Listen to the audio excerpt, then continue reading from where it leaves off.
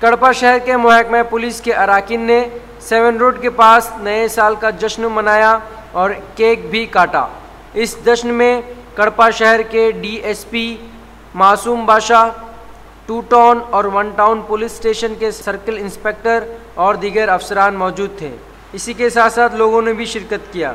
DSP साहब ने हमसे बात करते हुए नौजवानों को ध्यान रखने और जश्न को खुशी से मनाने की गुजारिश की है और अगर कोई जुर्म सरजद होता है तो इस पर की जाने वाली सख्ती के बारे में भी बताया।